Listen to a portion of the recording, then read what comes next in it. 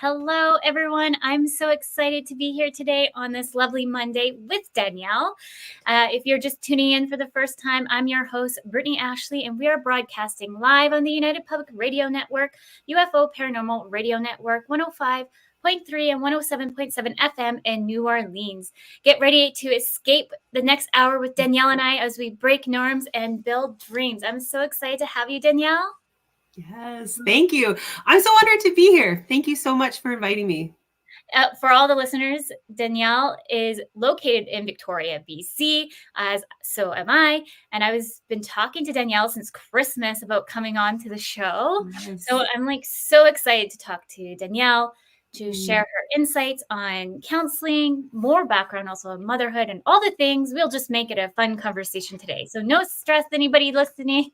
Put your comments in and leave anything for us so we can answer them along the way.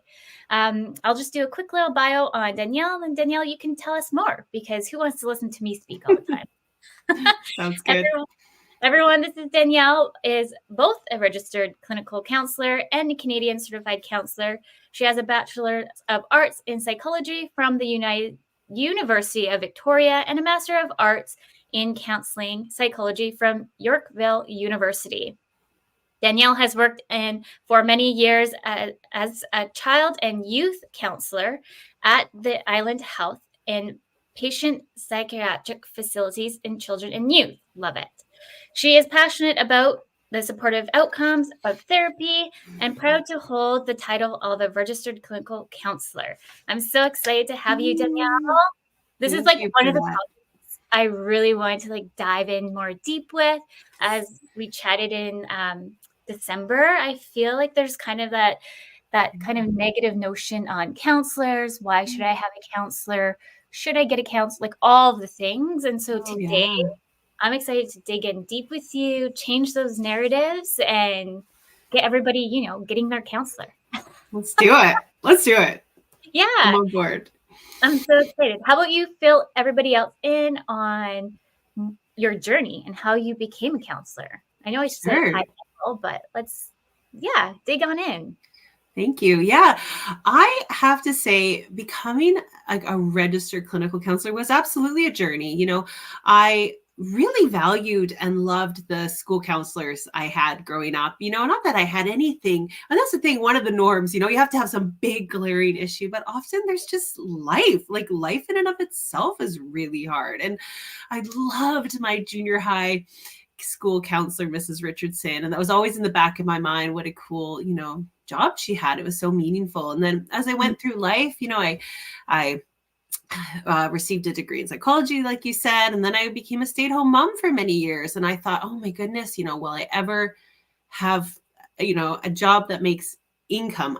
Being a stay-at-home mom was great. I feel like it was really meaningful, but I also thought, will I ever have something else outside of that? And I was fortunate through meeting different people and different opportunities, and I landed as child and youth counselor at an inpatient psychiatric facility for children and youth, and did that for a long time. And it was really through that work that I really became cemented that going further with counseling is something I wanted to do. And then as a mature student, someone in their mid 30s, went back and did my master's, and was fortunate to then finish and then start my own practice. So that's, Yay. And for anyone listening, let's just highlight there, we're never too old to go back and learn and change our careers, because I find like everyone there's like that, sometimes that stigma around that, but really in reality, it's really, let's change our mind frame and let's be more in tap to who we want to be and the passion that we want to follow. So I'm so excited. Yeah, I couldn't agree more. And you know what? I have to say, I had always done, school right through, and my undergrad right through. And there's a lot going on in those early years. And in contrast to doing my master's as a mature student, it was great. Like, I really felt like I valued it. I appreciated it. It was much more satisfying. I enjoyed it a lot more. Yeah, I love that. I find too, like when you're in college, or not college, high school, what I was trying to say. I just remember like the early years and being like, so Brittany, what do you want to do with your life? Like, I don't know. Yeah. eat a pizza. I don't know what I want to do with my life. And I was like a bit younger than a lot of others too, because my birthday was a little bit later in date. So I felt like I just turned 17, still trying to figure it out, graduating, like where, and then also too, even thinking about living by myself, like that's like another spin on it as well. So it was nerve-wracking. And so I personally decided to just hold back and figure out things, but I've changed my careers so many times. So that's why I like to joke like I'm a hippie at heart, because I was in the tourism industry, tech, like all the you things, name it. right?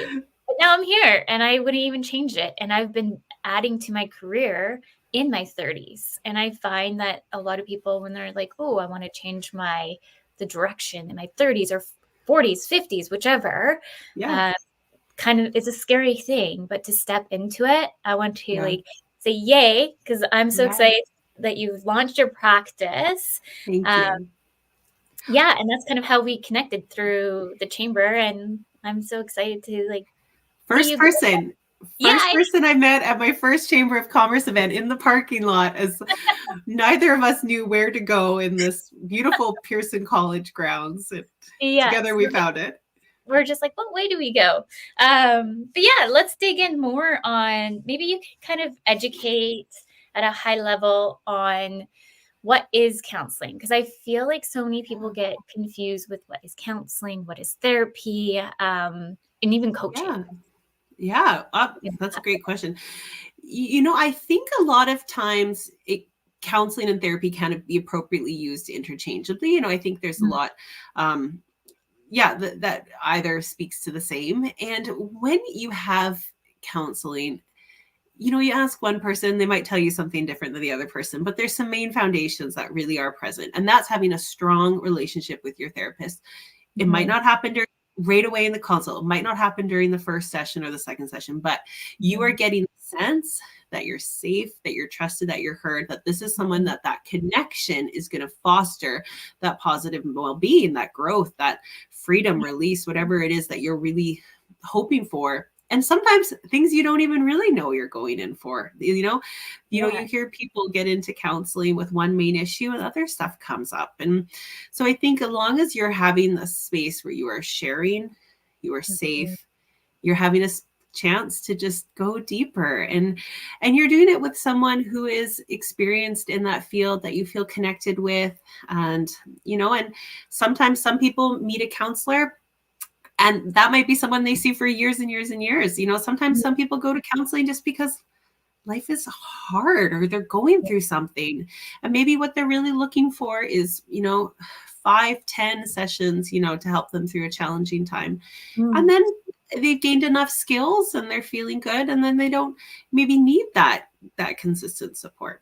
I think you and I discussed too that, because I've had counselors in the past, I've had a range of different kinds of counselors. I feel like when I was in the school setting, it felt like it was more academic in a way with the counselor than actually like having that space to talk. Even in university, actually, too, I felt like it just kept circling back to then versus the problem of why I showed up. And then there was after in one of the previous episodes, I did talk about this high level that I did go through an abusive relationship. And we had to go through, like I had to do all these proceedings and all these things. They recommended me going to see a counselor. I'm like, who needs a counselor? Because like on my brain, right? It was like, common. I've been through all these things before seeing a counselor in that kind of setting. So in my brain, I was like, how is a counselor going to help me now?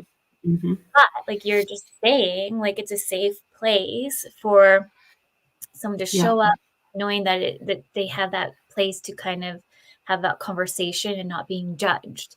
And I feel that in today's world of society, unfortunately, you just never know who you might have that conversation with that you might feel judged or that piece of it, versus a counselor that is just that safe haven, really, I want to say. Absolutely.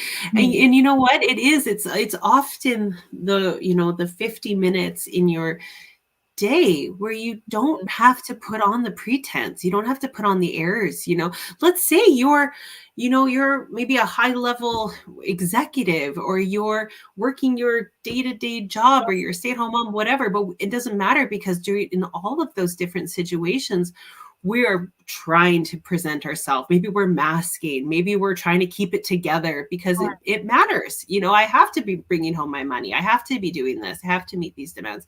You go into counseling, you don't have to pretend to be anybody but yourself. Yeah. And I love that, because that's that safe place. Sometimes you need that safe place because you're just trying to, like you're saying, mask to be like maybe that perfect mom, that perfect employee, all the things. You're really trying to put on that 100%, especially like imposter syndrome can roll into this. Just being that perfect person and having that fear of feeling like you're not competent enough. So showing up and having those kind of those pieces roll off your shoulders a bit more, you're feeling a little bit more relaxed. And also maybe in that session, you can have a better game plan of what direction you want to go. Yes. And that's what we find with therapy that tends to be, productive, especially for the client's perspective, is because they are bringing so much. And it comes from that place of comfort and ability to share fully. Sometimes I think of it as like a satisfying tennis match. It's back and forth. We don't, it would be naive of me to meet any person and think I know what's best for them, or I need to tell them what to do. And that's not really what it is. But within the conversation, with the questioning, where people are saying, well, they're being vulnerable, they're sharing, they're bringing up, they're countering, they're correcting their therapist when it's not right. Yeah. All of those things gives the therapist so much richness to then pull through, and then together, like to really get somewhere. Mm-hmm. Do you find people could use a counselor and therapist at the same time, like interchange, or are they kind of, how would you see them kind of more or less working together? Well, the question is kind of it's a really good question, because here in BC, the term, counselor isn't designated. So anyone can say they're a counselor, anyone can say they're a therapist. What does that mean? Gotcha. It could mean a lot of different things. The registered clinical counselor term is one that's designated through the British Columbia Association of Clinical Counselors. Okay. So if someone says, at least in British Columbia, someone says they're an RCC, a registered clinical counselor, then it means that they've gone through a certain level of education, that they've had supervision, and they've received that term. But I know it's different in the States and in different provinces across the country too. So really, I think if you're looking for anyone, like a counselor or therapist, ask the questions, right? Like, what's important for you?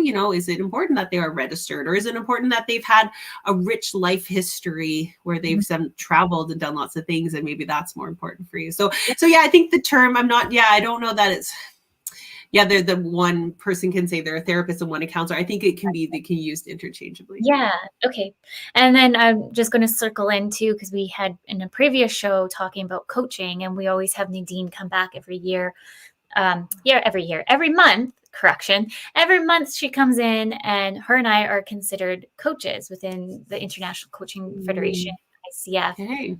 And so really what we've been educating some of the listeners too is that you can work with a coach, and then you can also work with a counselor at the same time. And having this mold together, it's such an impactful, insightful, like enlightenment for you. Yeah. Well, I think you touched upon it, right? It's rarely ever just one thing, and if we can and we're able, we have such increased resiliency by letting other people in. You have a coach, you have a counselor. If you're able, maybe you're going for massages, maybe you have a friend you go for walks with, a sister that you're calling, it's adding those people and those resources in, and it all just adds to it. It's just, pluses along the way. Yeah. And one of the things you and I talked to briefly on is that not one counselor or even a coach, say, will fit you. So it's okay to go in and have those conversations, and it's okay to kind of be like, no, sorry, like, I just don't think I'm the right fit. Because I think we need to kind of break down that stigma that when you're seeking a counselor, it's just like you're not just like one size fits all as well. 100%. I'm really glad you mentioned that, because I will say it is hard to find a counselor. Often I'll have people say, I got exhausted looking through psychology today trying to find people, Mhm. and again, that's a snapshot of information. So you really are having to kind of put effort into finding people. So I say that in the sense that I get it when you hear people say, well, I don't want to have to go through all that again, Yeah. but at the other hand, you're worth going through all that again if it's not working for you. And it doesn't have to be because they're a bad person or they're a bad therapist. It could just be maybe your needs have changed, or you're Mhm. not finding this fulfilling, and if it is you and you are able to say, I don't think it's really working for me, I might go look somewhere else. I mean, it should be by the graciousness of the counselor to really honor and respect that as their person's autonomy and as a personal and beneficial choice for their well-being. Yes. Yeah, I love that, because going back to my general notion that I was talking about working with a counselor that I had was like recommended to go talk to one. I was just kind of given one that the courts kind of assign after going through abuse. And Yeah. so it was just kind of like in a way of like, oh, I'm given this person, I Mm. must use them. And I wish, looking back on it now, that I should have asked or gone somewhere else, because I really didn't really felt Mm. connected to that person. I just felt like they were attacking me after coming after somebody, coming after Mm. the whole situation and going into a Yeah. counselor that I just felt like was attacking me. Like, I'm very soft spoken and very like quiet, and I just felt like I was Mhm. getting grilled with questions, and to me, it didn't leave like a very good taste in my mouth. And so Yeah, I with can see it, that. right? So I just felt like that's why I really wanted you on the show, is just to educate other listeners that it's okay to be like, no, sorry, you're not Mhm. for me. I'm Yeah. gonna go find somebody else. I there's this other counselor. I know she's amazing. She's been doing it forever. And I don't even think she accepts a wait list. It's full. Mhm. And she says, I'm not everyone's cup of tea. Like I Yes. have people come through, people who's, it's not the right fit. And that's the point. It's a fit, and you'll know. And as a counselor, we know too, like you can get a sense sometimes with people where it is really like, this is working very, very well. And then sometimes, it's a place of like, trusting my gut. Is this, no, this isn't going to work for me, or do I need to give it a few more? And Mm. sometimes that can be a piece of it too, because there is a little bit, hey, trust your gut. If it's not working, it's not working. But if you do have a sense that maybe there is something there, and you're willing and able, it's not bad to have a few sessions to get a sense if that comfort level is shifting in a beneficial way. Yes. And at the end of the day, like, because I'm a working perfectionist, and also trying to remove being like the people pleaser, because Oh, being a people pleaser, it can get away of a lot of your own boundaries and your own self-worth. And so that's mm, something I know. And this is why I'm saying like 30s is great, because it's like, move out of the way. I'm going to do whatever absolutely. I want, or even in your 40s, because you're finally in that realm of like, I don't care because I'm putting myself first. But the thing is like having that notion and understanding too that it's okay for you to have those boundaries in place, even with people that you're wanting to work with to become maybe the better version of yourself. Yes. So if you Yes. feel you're not working with that counselor, coach, whoever, it's okay, hairstylist, whichever. Absolutely. And I love what you said about being a people pleaser, because I think like a lot of us are. I absolutely deal with that too. I want to, I think it comes back to the mother piece in me. I want to kind of take care and care for people. But Yes. yeah, boundaries are really important. And, I think it's one of those throw around words people talk a lot about, oh, but just institute boundaries, just have boundaries. Well, Mhm. sometimes if we have to do a boundary, it's because there's a need there that we have to maybe address. And it's hard to do that. But even within counseling, yeah, if there's some things you don't want to talk about, you don't have to talk about it. Mhm. Like, yeah, some people might want to talk about their childhood. You might make a lot of sense the way they were treated as a child and why they act Mhm. the way they are now. But some Yep. people might go, you know what? Yeah, this happened to me and I dealt with that, or I'm not ready to deal with that. it wouldn't be prudent for someone to say, well, no, you should talk to me about that. That wouldn't feel like a very safe way to go about it. Yeah, exactly. So I find like understanding, and I've been saying this when I talk to other people that are coming onto the radio show or who are wanting to come on the radio show, that I find that the radio show too is like my own like self-healing journey on my own way of where I want to be and where I want to go, because I've always envisioned like these things, but you have to like really look and reflect on yourself on how you're going to show up to be the person that you want to be present.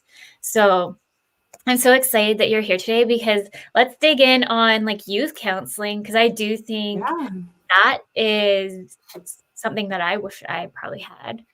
Oh, well, you know what? I feel like it's only within the last 5 or so years that just people started even talking about going to counseling, back when we were kids and teens. Yeah, I don't.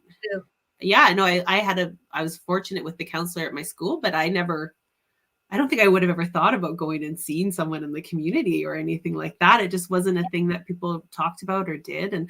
But yeah, I definitely enjoy that age group. I counsel kids, teens, adults, couples. I kind of see everybody. I'm spreading the net pretty wide. But I have to say, kids and teens, and this is broad strokes, sorry. Yeah. They'll kind of tell you what it is, and there's that transparency, that willingness to really try. And I find, especially with the younger generation kids and teens, it's not necessarily, let's say you have a teen who's worried about going to counseling, or a kid, it might not look like this back and forth conversation, right? Because we have to get back to the rapport. That's the foundation of it. Does this kid feel comfortable, So, it might seem from a parent who's paying, they played Uno, what did they do that for? Well, Uno might be a place where they're playing a game. They're seeing how their counselor's responding to winning or losing. They're maybe throwing out a few vulnerable little feelers, maybe sharing a bit about that was hard or something they don't like about their sibling. And then as we have more and more of those interactions, it's okay. Yeah, I can actually talk about the stuff that's really bringing me down. So I would say, especially with kids and teens, you're using the same approaches, right? You're validating, you're building upon skills and resiliency. You're working and addressing attachment stuff, but you're also really being intentional about making it comfortable. And I say that to the kids, when I meet them, I say, it's actually your time and it has to work for you. Yes. No, I love that, because I feel like if you put a lot of pressure, it's kind of like a full thing here we're looking at. Like, you want to build that safe space, and it's going to take time with kids, especially. Unfortunately, like when you say you're going to a counselor, I feel like there's still that stigma of like, oh, what's wrong with you?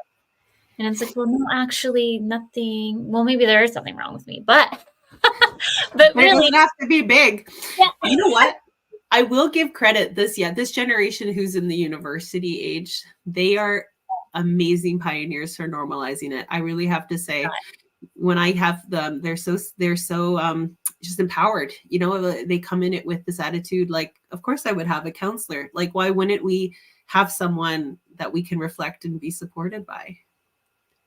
There's RW saying here, I went to see a psychiatrist one time for depression, and he gave me something that didn't seem to work right. And I asked me to come in and talk to someone, one about my childhood stuff. I think it got cut off there.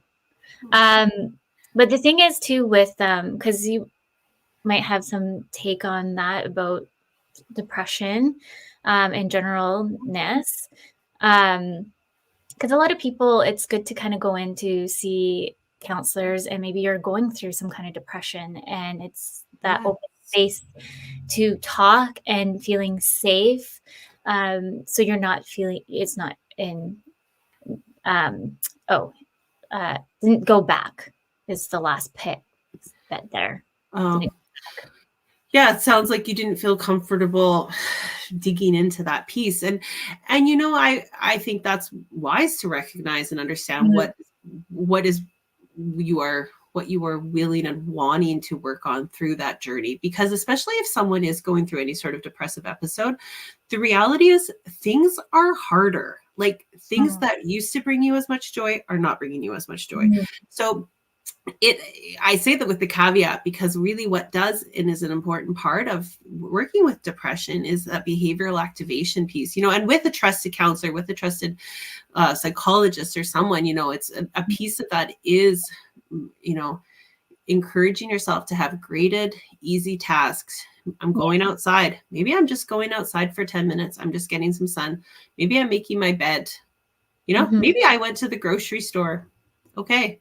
Those are the things that we're doing. And, and I think another piece of counseling that can be helpful is in the midst of that, you can talk yourself down and say, that's all I did. That's all I did was go get groceries. That's all I did was make my bed. 1 degree shifts. We're not looking, I often think if I wanted to be very corny, I'd put some sign up or something that just would say like, we're not going for perfect. We're not. I still haven't met anybody who's perfect. We're just going for better. We're going for better. We're addressing in sometimes the low hanging fruit. I think as adults, we can talk ourselves into these big fancy, it needs to be this and this and this. Often our base needs really matter. And through supportive counseling, we're addressing and we're realizing where are the areas that those gaps aren't being filled. Is it sleep? Am I really struggling with sleep? Why am I struggling with sleep? Oh, I can't turn off my head. I'm thinking about all these different things that come up. Okay, let's identify that. What are some of those issues? Okay, and why at bedtime? Oh, because I haven't allowed myself any time during the day to think about it. Okay. So how do we schedule that? How do we find a way to productively consider those thoughts then so that come bedtime, we can sleep better? So, a lot of different ways and a lot of different ways to kind of address and I find I came across a TikTok and it's just along the lines of if you're going through depression to be open about it to maybe close friends. And then that person who's a close friend, instead of that person coming in asking all these questions of what they can do about it, come in a way of how to be present, then throwing them more questions if they're going through that depression state of how you can just show up and be present.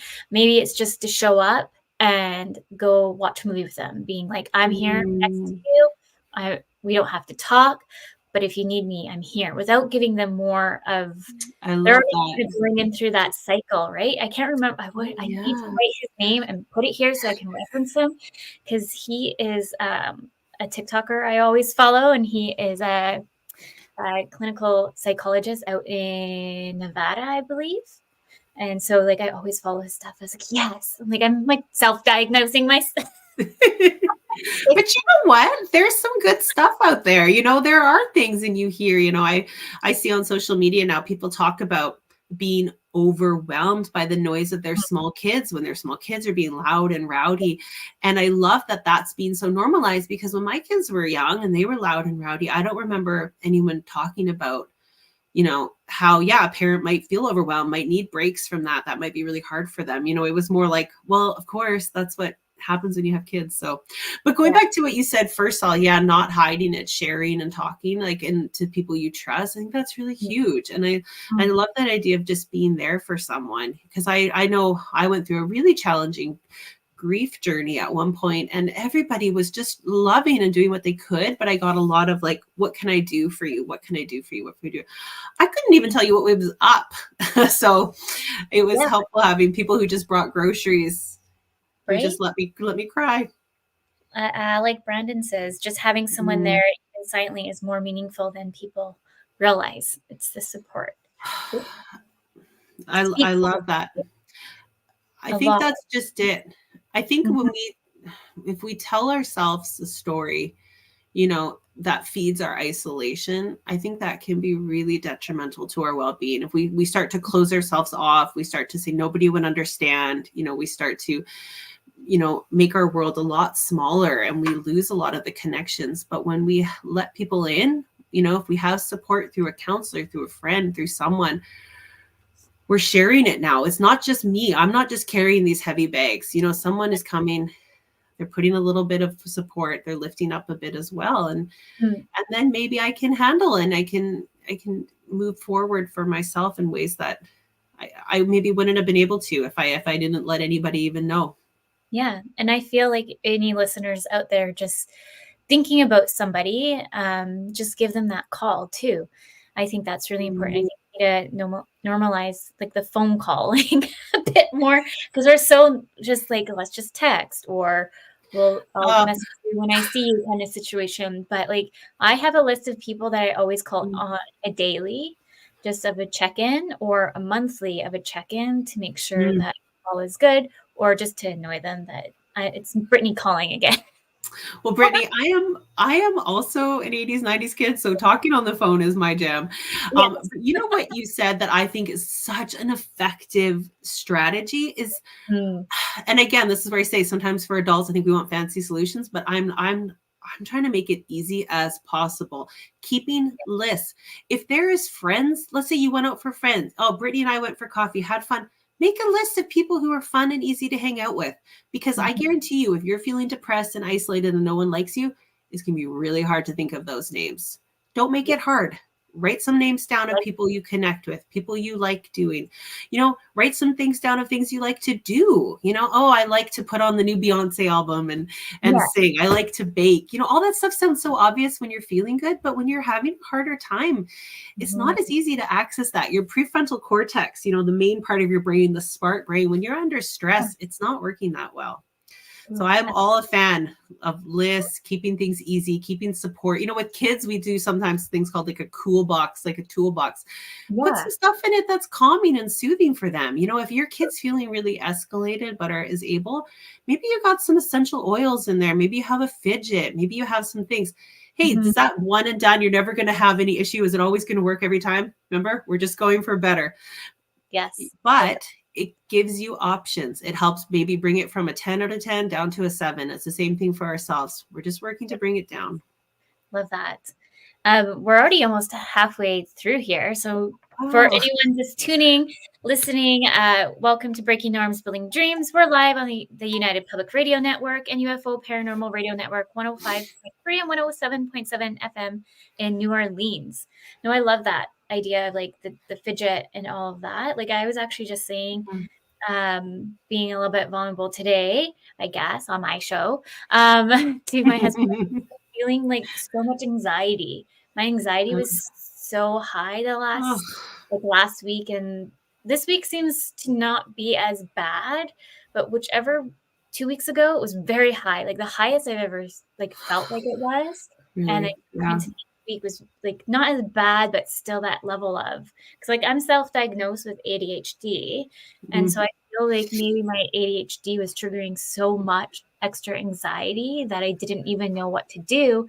And so going back to your list thing, Yeah. that's smart, because when I was having that state of anxiety, like I couldn't even think straight. I couldn't even Oh, focus or even know what to do with myself, because I was in the state of anxiety that I couldn't even move myself forward. So having that, like maybe like a Post-it note somewhere that you can have something that's really accessible. I love the idea that you have.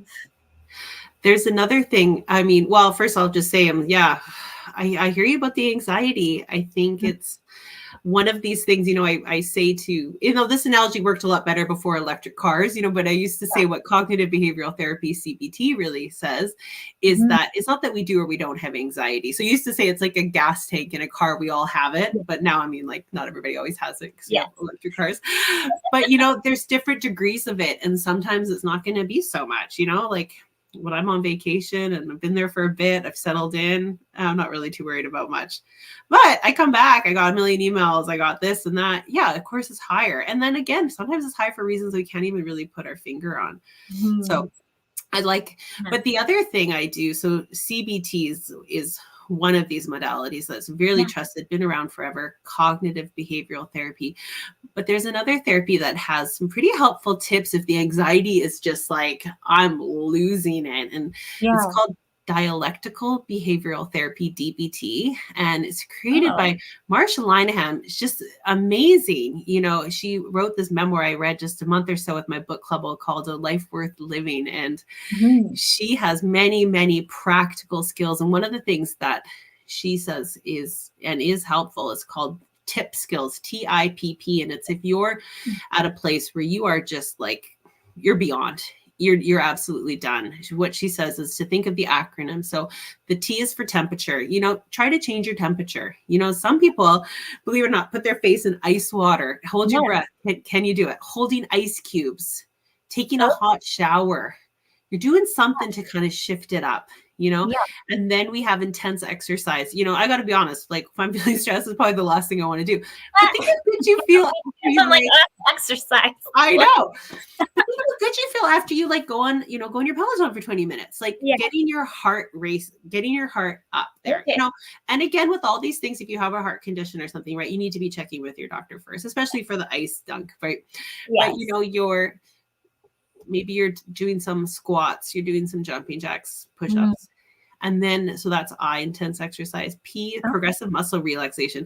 Progressive muscle relaxation has been around a long time. I remember as a kid, our hospital had a tape of progressive muscle relaxation. And I think this is another way it was destigmatized, is my mom would put it on in the living room and we'd do it together. And we would go through progressive muscle relaxation. There's tons on YouTube, Insight Timer.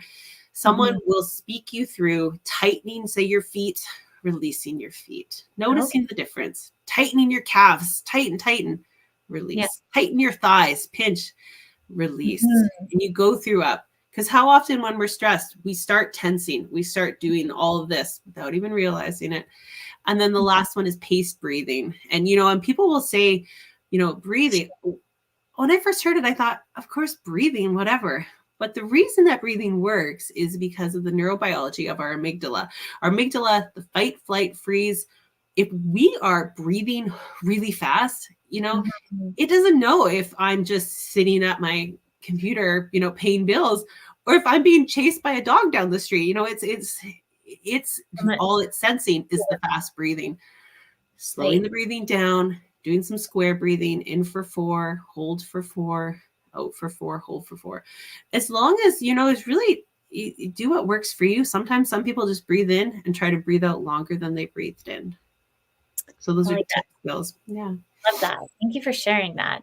I find, like, I already know my breathing levels are horrendous. After working with a physiotherapist, I'm like, oh, thank you for letting me know that I don't breathe. Like within your diaphragm. Like, they're like, you don't fully proper breaths. I'm like, interesting. It's probably because I've always been in that state of fight or flight mode. So I think, so my body is just in that state of always fight mode. So the breathing mechanisms for me, like, I think I'm breathing, but I'm not. So it's just like like I'm still here and there working with her, but like, it's, I've given myself a thumbs up. Good work. Good work, Brittany. You deserve that thumbs up. Just like practicing those breathing techniques, and even too, like when the anxiety is so high, of like taking that step away or even trying to figure out like what's triggering it. Yeah. Trigger point. You know, and you'll hear people talk about different grounding techniques. You know, you Google, there's lots. And that can be another thing. If I'm like in a situation where let's say I'm in a long lineup at the bank or the passport office or something, maybe I'm starting to get stressed, or they're maybe going to get through me before they close. Maybe I'm just looking around. I'm trying to notice everything that's blue. Okay. Now I'm trying to see, what can I hear? How many different sounds can I hear? You know, I'm just bringing myself back in. Yeah. What do I smell? You know, what are the things I can feel? I'm just trying to bring it down a little bit. Yes, I like that. Because even too, like talking about the lineups, like, I hate lineups. Oh, like, that's such a thing for me. Uncontrolled lineups where people are everywhere. Like, I liked COVID a little bit because you knew that it was kind of empty. No one was stuffing in a bubble. 100%. I would used to go. They still hot yoga still happen, and it was like half the class. And I remember Yeah. thinking, oh, this is how it should always be. There's way less people here. So funny. Going back to a bit of the youth counseling, I just want to swing back over there because I find that I know that we're kind of our shift into different generations. I don't like saying like we're millennials, boomers, whichever. I can't keep track. I just like to say that we're switching our mind frames a bit differently as we go throughout the years. And we're just seeing the notion of the support counselors can have to youth because there's a lot we're thinking. Look at youth today. We have technology, we have social media telling them what they can do and not do on a different level, how they should look for girls. Like I was watching a TikTok or that Dove commercial that was built by AI. I don't know if you saw it. No. So it's a Dove commercial that was, I guess, generated by AI, and it was don't correct. You can correct me if I'm wrong. Oh, I'm gonna look it up after. But more or less, it was just like this is what the girls look like at 10 years now, and they're all doing their TikTok dances and belly shirts and whichever, and then you girls like when we were 10 years old, like Spice Girls or whatever, like and like sweaters, hair pulled up, like a completely different what a 10-year-old looks like now, especially right now. I noticed that so many young girls are going into Sephora, getting serum. I don't really think you need serum, maybe just sunscreen when you're going in the sun. Even that, sometimes we didn't have sunscreen either. Right? Versus our, like the generation before, like we just went out in the sun and whichever.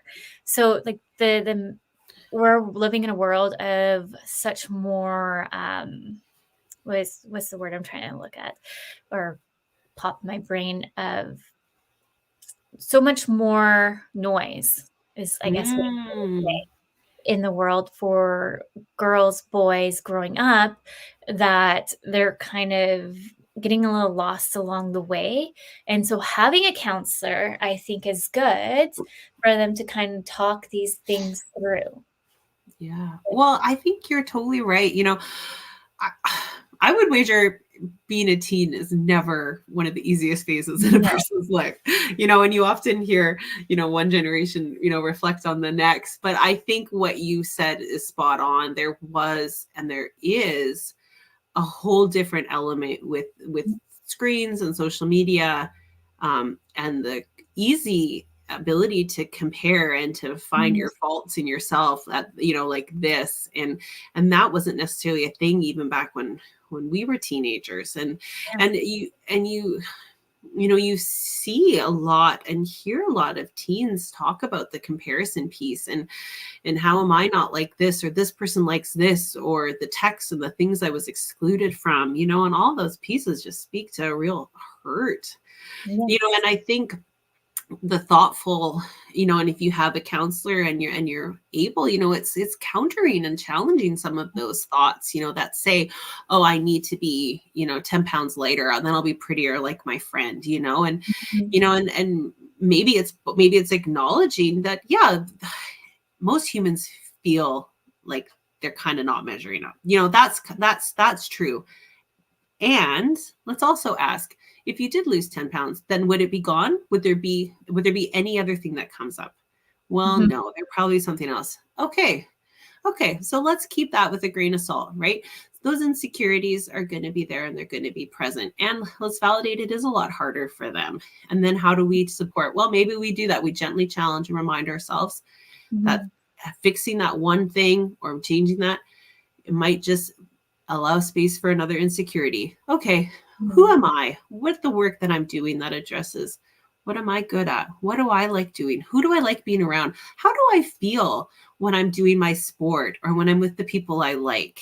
Oh, yeah, I feel pretty good about myself. I didn't really notice that I was like super sweaty or my makeup was messy. Okay, and working to really sort of address and understand for yourself where are those places in your life and with people and what activities where you kind of come outside of that, the little circle of the the social media and the comparison and the pressure, and allows you to just be present with your pets and your family. And if you're lucky enough to have some people around you that make you feel pretty good. Yeah. And I think it's, I was just looking down because I was looking at some of our questions that I know that we kind of created before the show, just kind of about that, creating that community.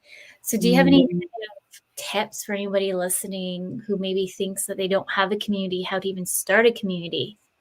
Yeah. Oh, you know what?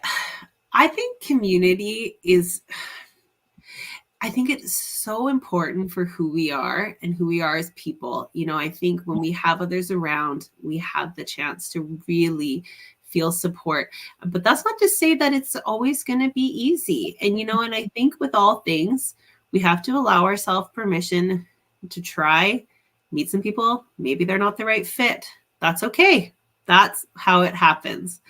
But you're recognizing who you like to be around. You're being brave, and I think the thing is, and I hear this, from a lot of people, especially teens, what are people thinking about me? What are they saying about me?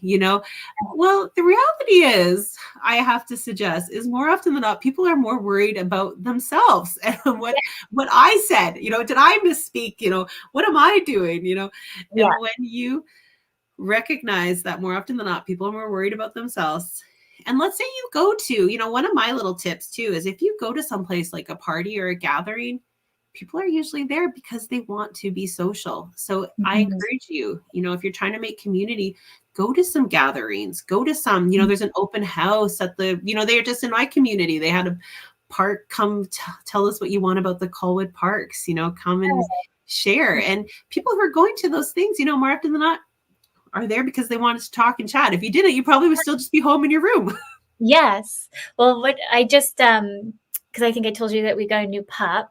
And so what I did was, because we have Facebook groups here in different communities, did an outreach to the Facebook group as a whole, being like, who has a pup? There's no one ever at this dog park. I swear no one knows about it. Can we arrange like just a general,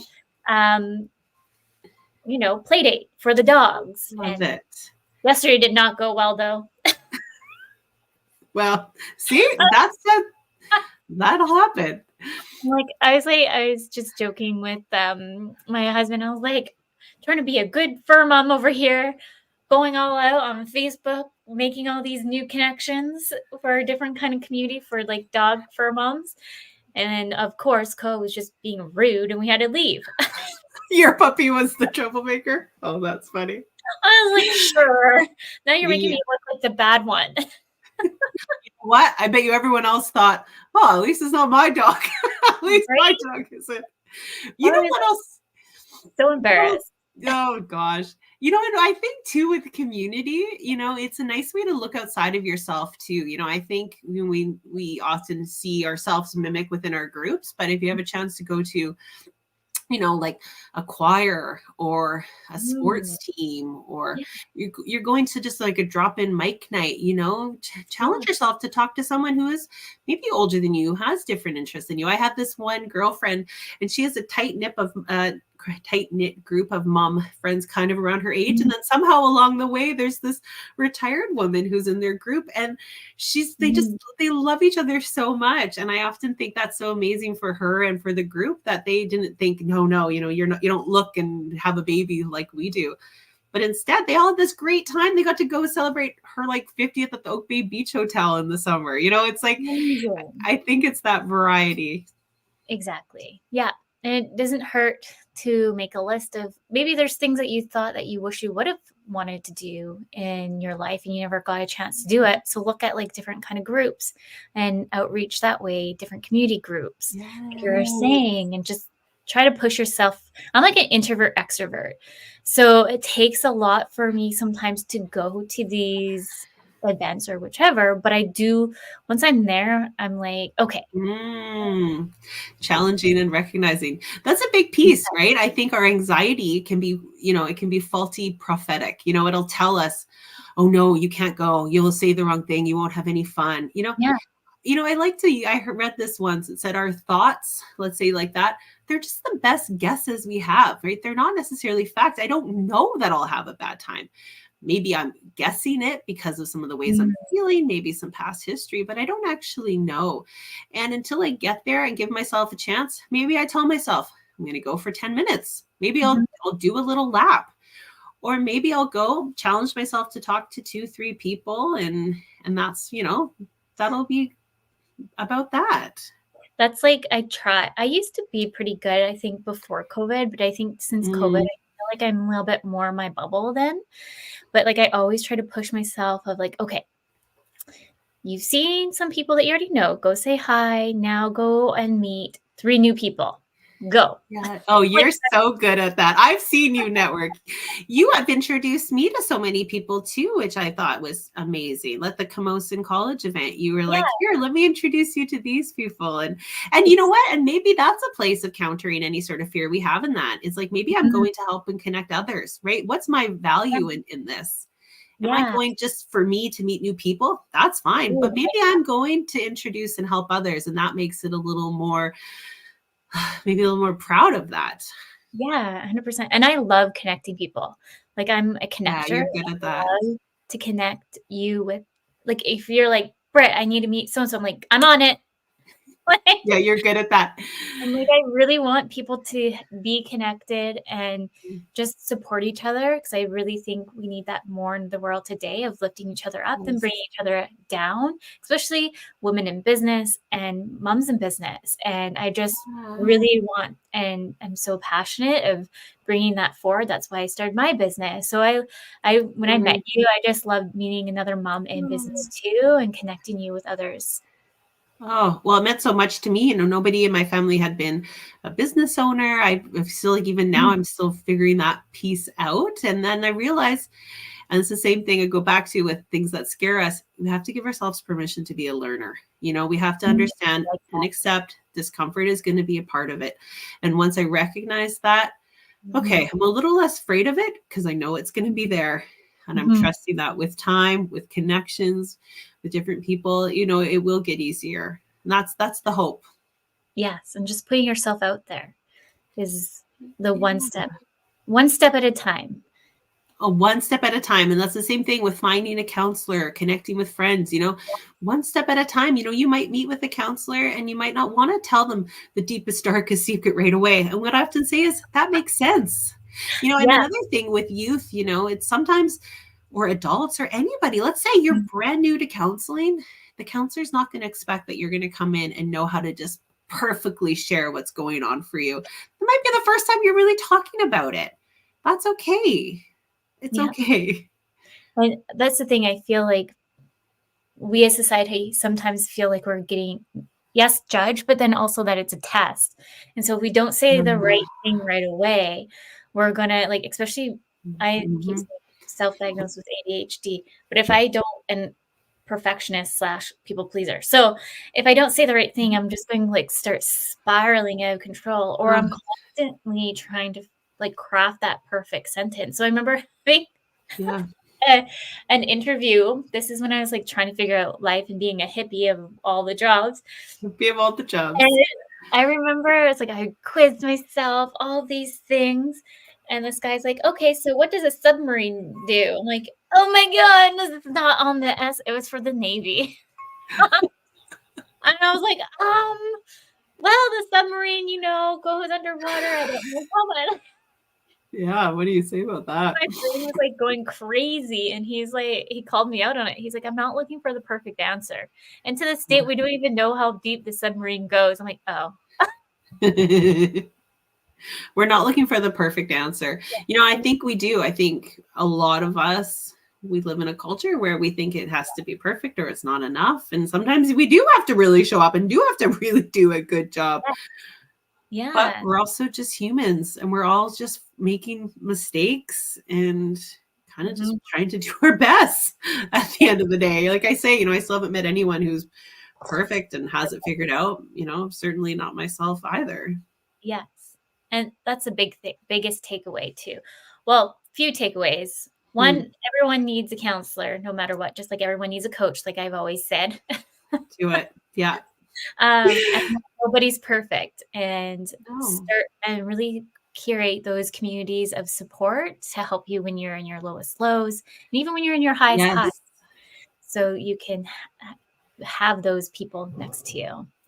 You touched on a really important part. I think if you have a counselor, like I've had people who start counseling when things are kind of a-okay. And I think that's such a smart way to do it too, because then you have someone you've met with a few times. If life takes a turn, you can book in a session. Yes. It's like, the whole gas, the service engine light thing, sometimes we wait for that. We wait for a car to be on empty, but we don't have to. We can fill up our gas tank at any state. It can be halfway full. You can go fill it up. Yes. Yes. I love that. I'm just looking at our time. We're almost at time. Is there any last minute notes, takeaways you want to let our listeners know? Well, thank you, Brittany. I just want to say, this has been really exciting. My first time doing something like this. And I knew, of course, when you asked, I thought, well, what better hands would I be in to do this? And I do feel really passionate about counseling. There's, I won't go on too long about it, but there's a really exciting and effective treatment for those who've been through trauma. It's called EMDR, eye movement desensitization and reprocessing. And if that's ever something you are, let's say anybody who's listening who's been through some trauma, I would really encourage you to Google that and see if there's someone in your community too. It's called EMDR, and that's a really helpful way to work through trauma and things that have been maybe something we're stuck on. And I'll just say, I'm so grateful to be a counselor. I'm so grateful to do the work I do. In my practice, I'm able to see clients in person in Victoria, and then I can see clients virtually across Canada. And but you know what? I encourage you, wherever you are in your community, ask around, talk to your friends, open up, say, hey, I'm kind of thinking I might want to see someone. I guarantee you'll be surprised at the people who will say, oh, actually, a few years ago I was through this and I saw this name. That's a great way to not only open up, share a bit what's going on, and find some names of some trusted people. Yes. Actually, after the show, I'm going to talk to you about somebody I met recently. I think you guys would be a good collaborator. Okay. So remind me after the show because I'll forget. Okay. Well, I just want to thank all the listeners for tuning in today. A big thank you to the United Public Radio Network and the UFO Paranormal Radio Network. Next week, we welcome Linda to the show. Linda and I used to work together at the tech industry, and I've always looked up to her my whole life. She doesn't know this. I'm super pumped that she's coming on. She has helped build startups like Joni. So I'm so excited to have her on the show and woman empowerment and all the things next week. So until next week, remember your journey is unique and your worth is unquestionable. Thank you, everyone. Thank you.